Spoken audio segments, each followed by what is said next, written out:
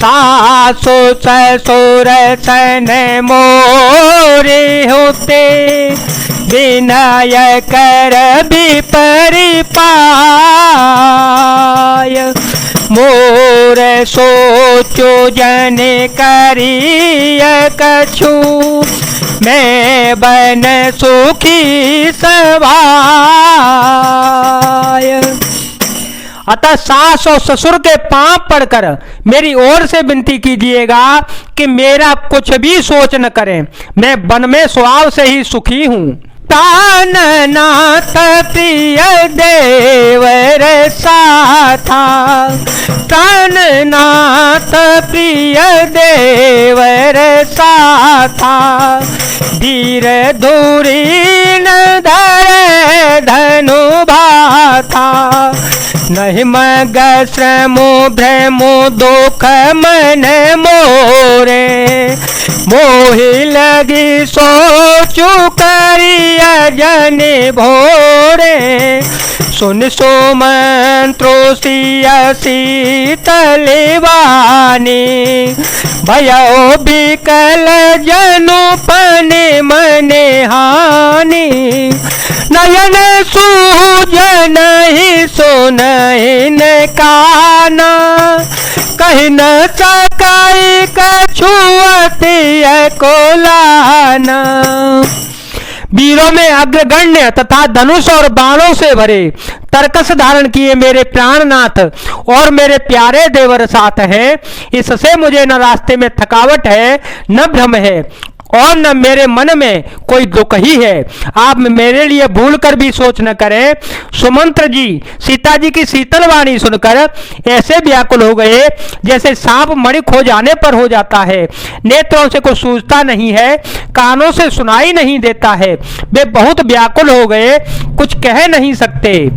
राम प्रबोधु की न बहु भांति, तदपि होते नहीं शीतल छाती। जतनयन के साथ हित कीने, उचित उतर रघुनंदन दीने।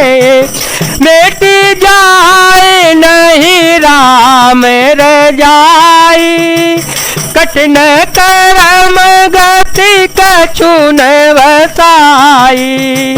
राम लखन सिय पद सिरुनाई, फिर ओ बन कजिमी मूर गवाई। श्री रामचंद्र जी ने उनका बहुत प्रकार से समाधान किया तो भी उनकी छाती ठंडी न हुई। साथ चलने के लिए मंत्री ने अनेकों यत्न किए, युक्तियां पेश की, पर रघुनंदन श्री राम जी उन सब युक्तियों का यथोचित उत्तर देते गए। श्री राम जी की आज्ञा मेरी मैटी नहीं जा सकती। कर्म की गति कठिन है, उस पर कुछ भी बस नहीं चलता। श्री राम लक्ष्मण और सीता जी के चरणों में सिर नवाकर सुमंत्र इस तरह लौटे जैसे कोई व्यापारी अपना मूलधन पूंजी गवाकर लौट पड़ता हो। रथुहा के ओहाय राम तन, हेरी हेरी नाहि। देखने साध बेसाध बस, धोनहि शीस पछिताहि। मंगल भवन अमंगल हारि, देव हो सुदशरथ अजय बिहारी।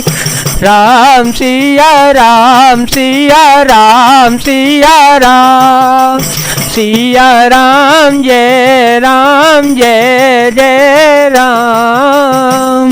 सुमंत्र जी ने रथ को हाँका, घोड़े श्री राम जी की ओर देख देख कर हिंदनाते रह गए। यह देख कर निषाद लोग विषाद के वश होकर सिर धुन धुन कर पीट पीट कर पछताते हैं। जासु वियोग विकल पशु ऐसे, प्रजा मातु पितु जिया है कैसे। बरबस राम सुमंत्रु पठाए, सुर सर तीर आप मांगी नावन के वटुआना, मांगी नावन के वटुआना, कहीं तुम्हारे मेरे मुँह में जाना, चरण कमल रज कहूँ सब कही, मानुष करनी मूरी कछुआई। जिनके वियोग में पशु इस प्रकार व्याकुल हैं, उनके वियोग में प्रजा माता और पिता कैसे जीते रहेंगे। श्री रामचंद्र जी ने जबरदस्ती सुमंत्र को घर लौटाया। तब आप गंगा जी के तीर पर आए। श्री राम जी ने केवट से नाव मांगी, पर वह लाता नहीं है। वह कहने लगा, मैंने तुम्हारा मर्म भेद जान लिया। तुम्हारे चरण कमलों की धूल के लिए सब लोग कहते हैं कि वह मनुष्य बना देने वाली कोई जड़ी है। छुअता सिला भई नारे सोहाई, पाहन तेन काट कठिनाई,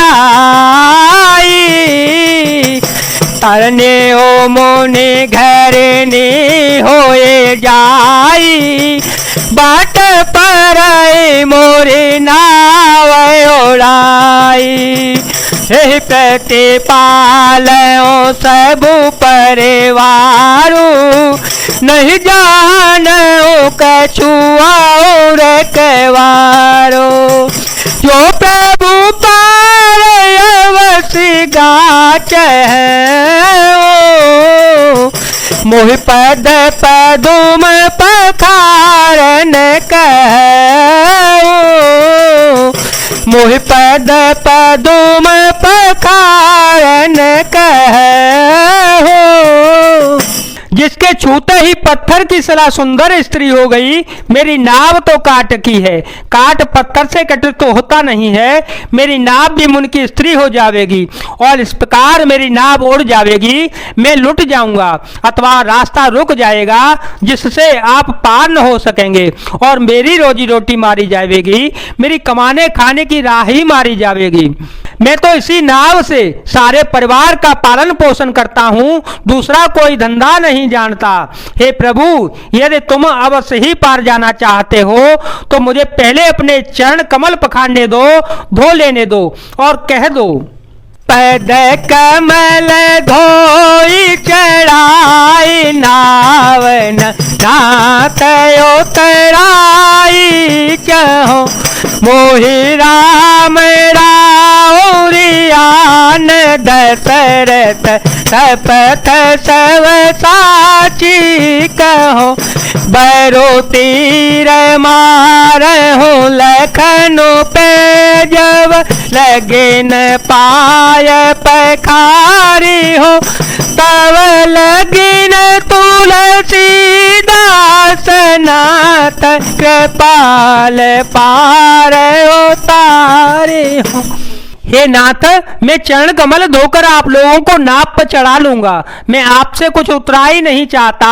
हे राम, मुझे आपकी दुहाई और दशरथ जी की सौगंध है, मैं सब सच सच कहता हूँ। लक्ष्मण जी भले ही मुझे तीर मारे, पर जब तक मैं पैरों को पखार न लूंगा तब तक हे तुलसीदास जी के दासनाथ, हे कृपालु, मैं पार नहीं उतारूंगा। सोने के वट के बैन प्रेम लपेटे अटपटे, देह से करुणा चितय जान की लखन तन। केवट के प्रेम में लपेटे हुए अटपटे वचन सुनकर करुणाधाम श्री रामचंद्र जी, जानकी जी और लक्ष्मण जी की ओर देखकर हंस पड़े। कृपा सिंधु बोले मुस्काई, सोई करो जे तव नावन जाई, दे ज्ञानो जल पाय पखारू, हो कबिलंबु तारहे पारो, जासु नाम सुमिरत एक बारा, उतरहि नर भव सिंधु पारा। सोई कृपालु केवट ही निहोरा, यही जुगु कियते हो पग होते थोरा।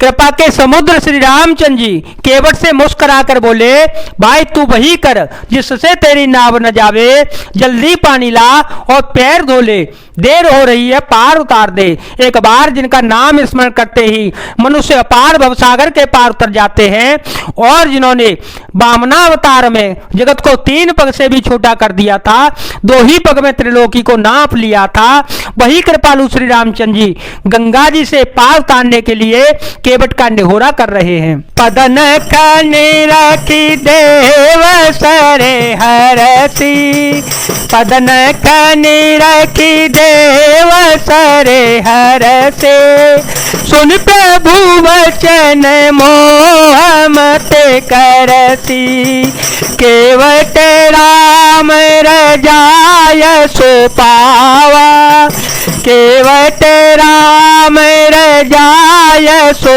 पावा, पानी कटवता भरी ले आवा, अति आनंद ओम गियनो रागा, अति आनंद ओम गियनो रागा, चरण सरोज पखारन लागा, बरसी सुमन सुर सकल सिहाही, इस समय पुण्य पुंज को नाही, इस समय पुण्य पुंज को नाही।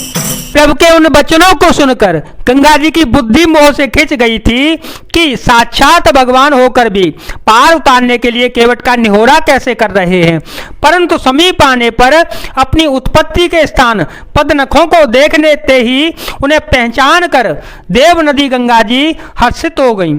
वे समझ गईं कि भगवान नरलीला कर रहे हैं, इससे उनका मोह नष्ट हो गया और उन चरणों को स्पर्श करके मैं धन्य हो जाऊंगी, यह विचार कर वे हर्षित हो गई। केवट श्री राम जी की आज्ञा पाकर कठौते में भरकर जल ले आया। अत्यंत आनंद और प्रेम में उमंग कर वह भगवान के चरण कमल धोने लगा। सब देवता फूल बरसाकर सिहाने लगे कि इसके समान पुण्य की राशि कोई नहीं है। पद पखारे जलुपान करे आप सहित परिवार, पितर पारो करे प्रभु हे पुणे, मोदे तगय ओले पार। मंगल भवन मंगल हारी, देव हो सुदशरथ अजय विहारी।